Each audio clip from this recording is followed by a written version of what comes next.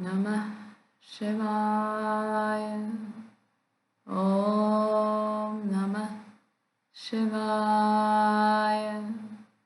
Om Namah Shivaya. Ya Devi Sarvabhuteshu Shakti Rupena Samstata. Namastasyai Namastasyai Namastasyai Namo Namaha. Chapter 42. Last Days with My Guru. Guruji, I am glad to find you alone this morning. I had just arrived at the Serampore hermitage, carrying a fragrant burden of fruit and roses. Sri Yukteswar glanced at me meekly. What is your question? Master looked about the room as though he were seeking escape. Guruji, I came to you as a high school youth. Now I am a grown man, even with a grey hair or two.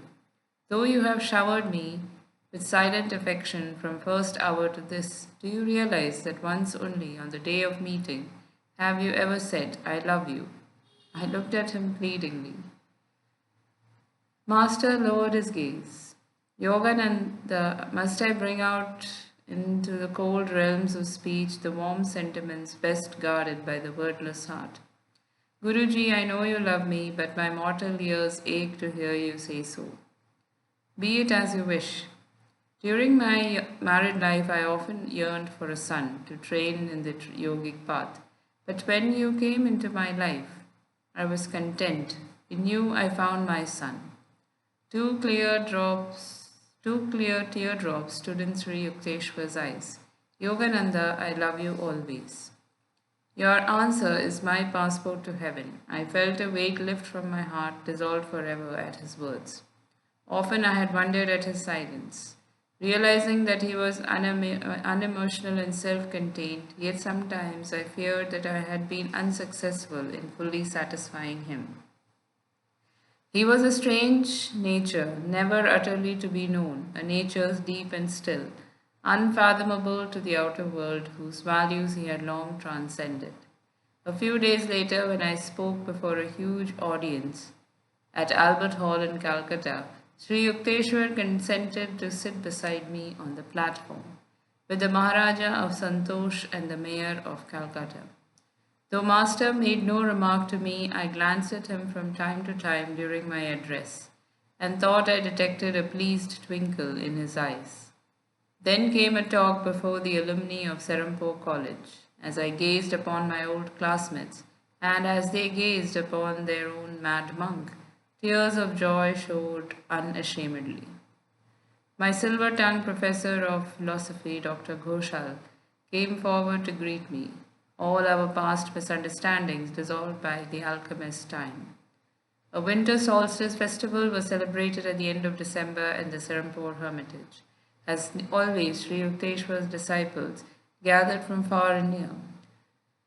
Devotional sankirtans, solos in the nectar sweet of voice of Krishnoda, a feast served by young disciples, Master's profoundly moving discourse under the stars in the thronged courtyard of the ashram. Memories, memories. Joyous festivals of years long past. Tonight, however, there was to be a new feature. Yogananda, please address the assemblage in English. Master's eyes were twinkling as he made this doubly unusual request. Was he thinking of the shipboard predicament that had preceded my first lecture in English? I told the story to my audience of brother disciples, ending with a fervent tribute to our Guru. His omnipresent guidance was with me not alone on the ocean steamer, I concluded, but daily throughout my 15 years in the vast and hospitable land of America. After the guests had departed, Sri Yukteswar called me to the same bedroom where once only, after a festival of my early years, I had been permitted to sleep on his wooden bed. Tonight my Guru was sitting there quietly, a semicircle of disciples at his feet. He smiled as I quickly entered the room. Yogananda, are you leaving now for Calcutta? Please return here tomorrow. I have certain things to tell you.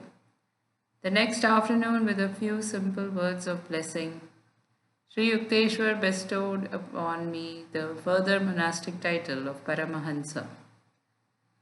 It now formally supersedes your former title of Swami, he said as I knelt before him. With a silent chuckle, I thought of the struggle whi- which my American students would undergo with the pronunciation of Paramahansa Ji. My task on earth is now finished. You must carry on. Master spoke quietly, his eyes calm and gentle. My heart was palpitating in fear. Please send someone to take charge of our ashram at Puri, Sri Yukteswar went on. I leave everything in your hands. You will be able to successfully sail the boat of your life and that of the organization to the divine shores. In tears, I was embracing his feet. He rose and blessed me endearingly. The following day, I summoned from Ranchi a disciple, Swami Sebananda, and sent him to Puri to assume the hermitage duties. Later, my guru discussed with me the legal details of settling his estate. He was anxious to prevent the possibility of litigation by relatives after his death for possession of his two hermitages and other properties, which he wished to be deeded over solely for charitable purposes. Arrangements were recently made for Master to visit Kidarpur, but he failed to go. Amulya Babu, a brother disciple, made this remark to me one afternoon. I felt a cold wave of premonition. To my pressing inquiries, Sri Yukteswar only replied, I shall go to Kidarpur no more. After a moment, Master trembled like a frightened child. Attachment to bodily resistance springing up of its own nature, that is, arising from immemorial roots, past experiences of death, Patanjali wrote, is present in slight degree even in great saints. In some of his discourses on death, my guru had been wont to add, just as a long-caged bird hesitates to leave its accustomed home when the door is open. Guruji, I entreated him with a sob, don't say that, never utter those words to me. Sri Yukteswar's face relaxed in a peaceful smile. Though nearing his 81st birthday, he looked well and strong. Basking day by day in the sunshine of my Guru's love, unspoken but keenly felt, I banished from my conscious mind the various hints he had given of his approaching passing. Sir, the Kumbh Mela is convening this month at Allahabad. I showed Master the Mela dates in a Bengali almanac. Do you really want to go? Not sensing Sri Yukteswar's reluctance to have me leave him, I went on. Once you beheld the blessed sight of Babaji at an Allahabad Kumbha, perhaps this time I shall be fortunate enough to see him. I do not think you shall meet him there. My Guru then fell into silence, not wishing to obstruct my plans. When I set out for Allahabad the following day with a small group, Master blessed me quietly in his usual manner. Apparently, I was remaining oblivious to implications in Sri Yukteswar's attitude, because the Lord wished to spare me the experience of being forced helplessly to witness my Guru's passing. It has always happened in my life that at the death of those dearly beloved to me, God has compassionately arranged that I be distant from the scene. Our party reached the Kumbh Mela on January 23, 1936. The surging crowd of nearly 2 million persons was an impressive sight, even an overwhelming one. The particular genius of the Indian people is the reverence innate in even the lowliest peasant for the worth of the spirit, and for the monks and sadhus who have forsaken worldly ties to seek a diviner anchorage. Impostors and hypocrites there are indeed, but India respects all for the sake of the few who illumine the whole land with supernal blessings. Westerners who were viewing the vast spectacle had a unique opportunity to feel the pulse of the land, the spiritual ardor to which India owes her quenchless vitality before the blows of time. The first day was spent by our group in sheer staring. Here there were countless bathers dipping in the holy river for remission of sins. There we saw solemn rituals of worship. Yonder were devotional offerings being strewn at the dusty feet of saints. A turn of our heads and a line of elephants, caparisoned horses, and slow-paced Rajputana camels filed by, or a quaint religious parade of naked sadhus waving scepters of gold and silver, of flags and streamers of silken velvet. Anchorites wearing Only loincloths sat quietly in little groups, their bodies besmeared with ashes that protect them from the heat and cold. The spiritual eye was vividly represented on their foreheads by a single spot of sandalwood paste. Shaven headed swamis appeared by the thousands, ochre robed and carrying their bamboo staff and begging bowl.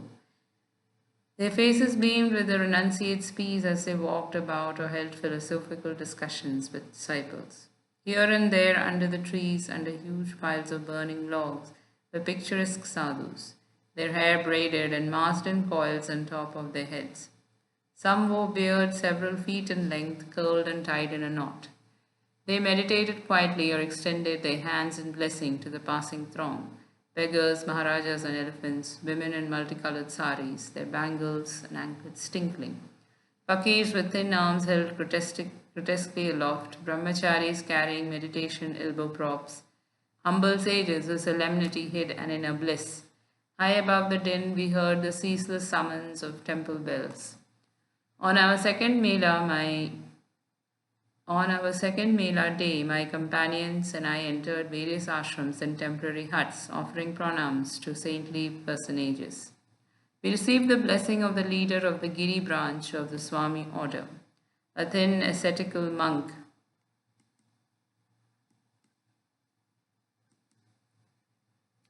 with eyes of smiling fire. Our next visit took us to a hermitage whose guru had observed for the past 9 years the vows of silence and a strict fruitarian diet.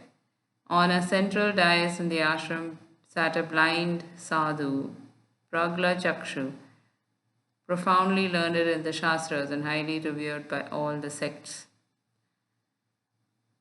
After I had given a brief discourse in Hindi on Vedanta, our group left the peaceful hermitage to greet a nearby Swami, Krishnananda, a handsome monk with rosy cheeks and impressive shoulders.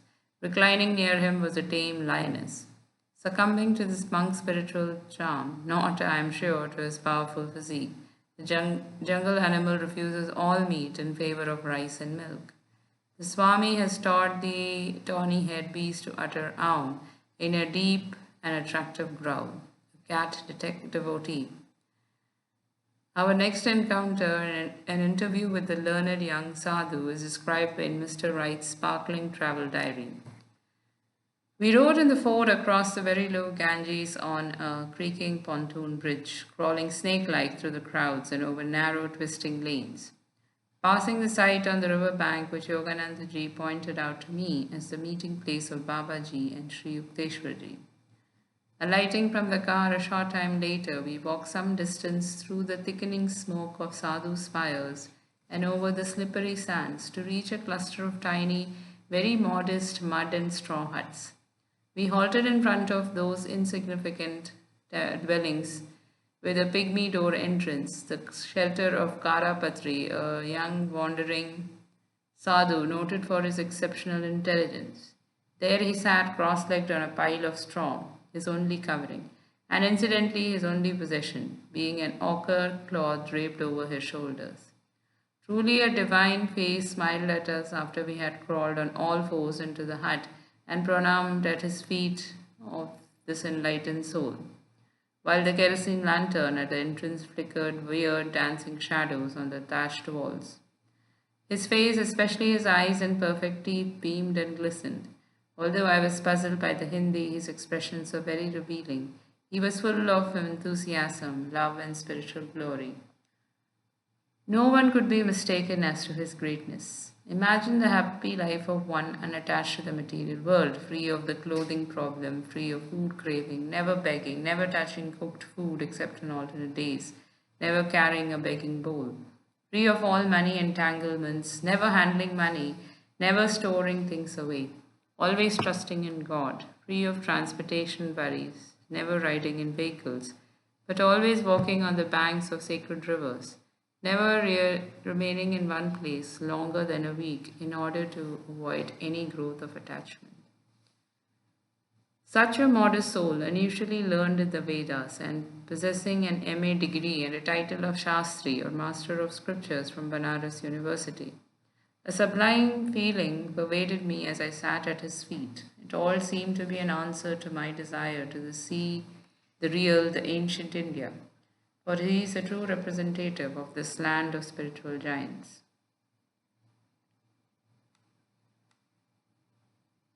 End of the diary entry. I questioned Karapatri about his wandering life. Don't you have any extra clothes for winter? No, this is enough. Do you carry any books? No, I teach from memory those people who wish to hear me. What else do you do? I roam by the Ganges. At these quiet words, I was overpowered by a yearning for the simplicity of his life. I remembered America and all the possible responsibilities that lay on my shoulders. No, Yogananda, I thought sadly for a moment. In this life, roaming by the Ganges is not for you. After the sadhu had told me a few of his spiritual realizations, I shot an abrupt question. Are you giving these descriptions from scriptural lore or from inward experience? Half from book learning, he answered with a straightforward smile, and half from experience. We sat happily a while in meditative silence. After we had left his sacred presence, I said to Mr. Wright, he is a king sitting on a throne of golden straw. We had our dinner that night on the Mela grounds under the stars, eating from leaf plates pinned together with sticks. Dishwashing in India is reduced to a minimum. 2 or more days of the fascinating Kumbha, then northwest along the Jamuna banks to Agra. Once again I gazed on the Taj Mahal. In memory, Jitendra stood by my side, awed by the dream in marble. Then on to the Vrindavan ashram of Swami Keshavananda. My object in seeking out Keshavananda was connected with this book. I had never forgotten Sri Yukteswar's request that I write the life of Lahiri Mahashaya. During my stay in India, I was taking every opportunity of contacting direct disciples and relatives of the Yoga Avatar. Recording their conversations in voluminous notes, I verified facts and dates and collected photographs, old letters, and documents.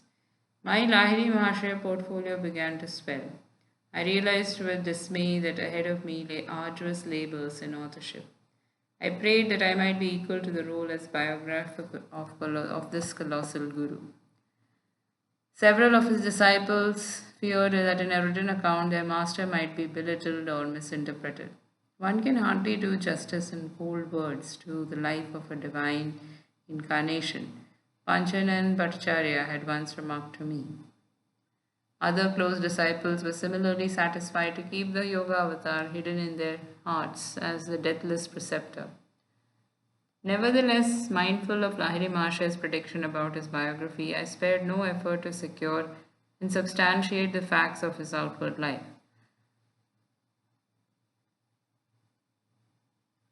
Swami Keshavananda greeted our party warmly at Vrindavan in his Katayani Peeth ashram, an imposing brick building with massive black pillars set in a beautiful garden.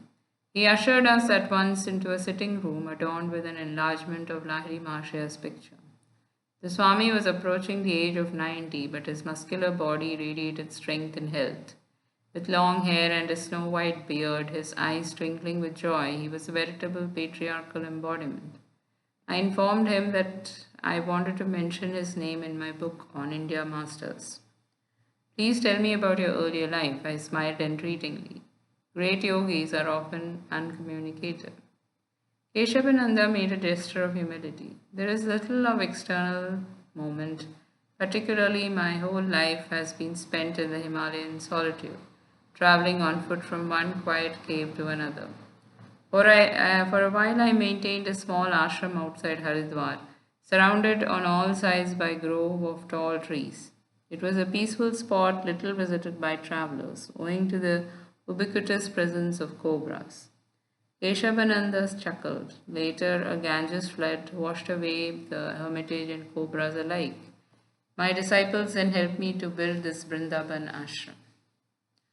One of our party asked the Swami how he had protected himself against the Himalayan tigers. Keshavananda shook his head. In those high spiritual attitudes, he said, while we seldom molest the yogis. Once in the jungle, I encountered a tiger face to face. At my sudden ejaculation, the animal was transfixed as though turned to stone.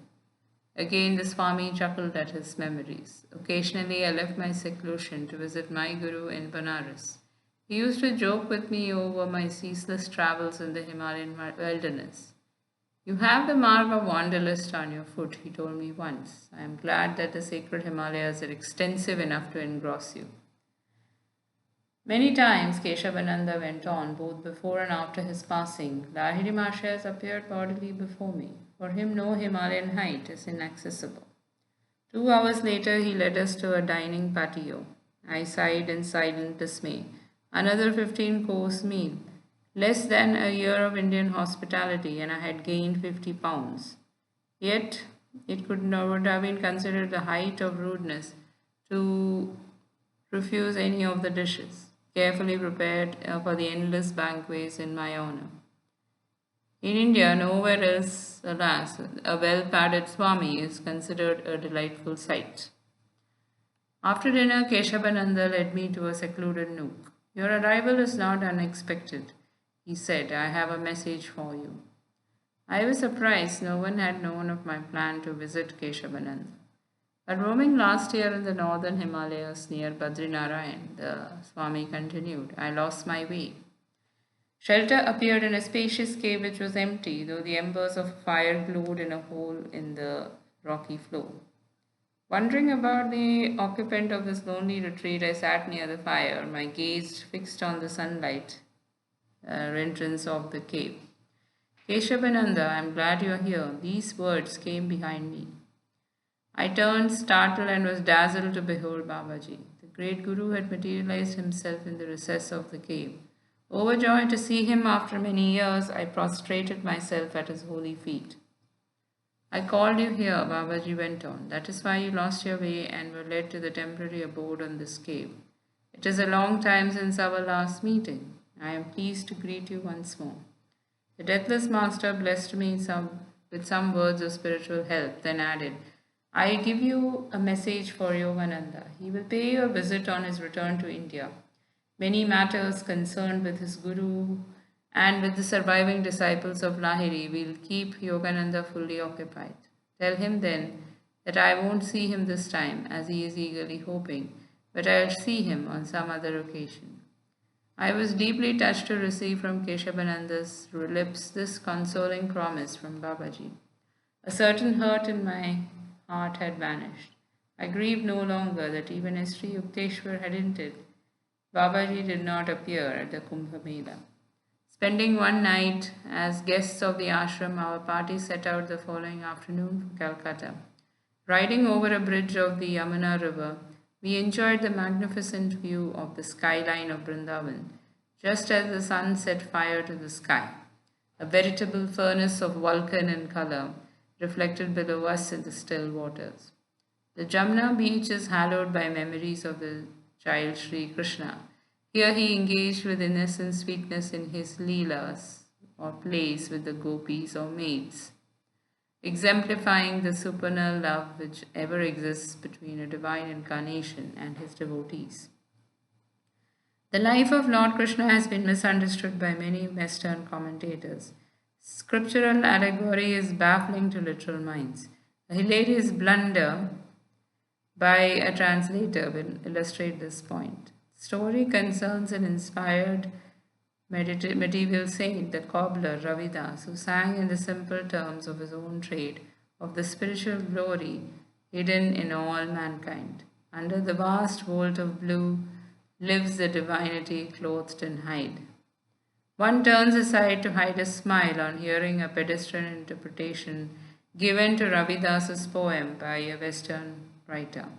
He afterwards built a hut, setting up in it an idol which he made from a hide, and applied himself to its worship. Ravidas was a brother disciple of the great Kabir. One of Ravidas's exalted chelas was the Rani of Chittor. She invited a large number of Brahmins to a feast in honor of her teacher, but they refused to eat with a lowly cobbler. As they sat down in dignified aloofness to eat their own uncontaminated meal, lo, each Brahmin found at his side the form of Ravidas. The mass vision accomplished a widespread spiritual revival in Chittor.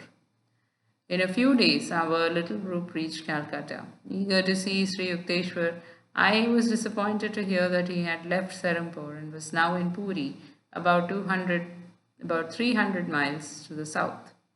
Come to the Puri ashram at once. This telegram was sent on March 8th by a brother disciple to Atul Chandra Roy Chaudhary, one of my master's chelas in Calcutta. News of the message reached my ears. Anguished at its implications, I dropped to my knees and implored God that my Guru's life be spared. As I was about to leave Father's house for the train, a divine voice spoke within. Do not go to Puri tonight. Thy prayer cannot be granted. Lord, I said, grief-stricken, thou dost not wish to engage with me a tug of war at Puri, while thou wilt have to deny my incessant prayers for Master's life. Must he then depart for the higher duties at thy behest? In obedience to the inward command, I did not leave that night for Puri. The following evening, I set out for the train. On the way at 7 o'clock, a black astral cloud suddenly covered the sky. Later, while the train rode towards Puri, a vision of Sri Yukteswar appeared before me. He was sitting with very grave of countenance, with a light on each side. Is it all over? I lifted my arms beseechingly. He nodded, then slowly vanished. As I stood on the Puri train platform the following morning, still hoping against hope, an unknown man approached me. Have you heard that your master is gone? He left me without another word. I never discovered who he was, nor how he had known where to find me. Stunned, I swayed against the platform wall, realizing in diverse ways my Guru was trying to convey to me the devastating news. Seething with rebellion, my soul was like a volcano. By the time I reached the Puri hermitage, I was nearing collapse. The inner voice was tenderly repeating, collect yourself, be calm. I entered the ashram room where Master's body, unimaginably lifelike, was sitting in the lotus posture, a picture of health and loveliness. A short time before his passing, my Guru had been slightly ill with fever, but before the day of his ascension to the infinite, his body had become completely well. No matter how I looked at his dear form, I could not realize that this life had departed. His skin was smooth and soft, and in his face was a beatific expression of tranquility. He had consciously relinquished his body at the hour of mystic summoning. The Lion of Bengal is gone, I cried in a daze. I conducted the solemn rites on March 10th. Sri Yukteswar was buried with ancient rituals of the Swamis in the garden of his Puri ashram. His disciples later arrived from far India to honor their Guru at a vernal equinox memorial service. The Amrita Bazar Patrika, leading newspaper of Calcutta, carried his picture and the following report. The death Bhandara ceremony for Srimad Swami Sri Yukteswar Giri Maharaj, age 81, took place at Puri on March 21st. Many disciples came down to Puri for the rites. One of the greatest expounders of the Bhagavad Gita, Swami Maharaj, was a great disciple of Yogi Raj Sri Shyamachandra Lahiri Mahashaya of Banaras. Swami Maharaj was the founder of several Yogoda Satsanga self-realization fellowship centers in India and was the great inspiration behind the yoga movement which was carried to the West by Swami Yogananda, his principal disciple.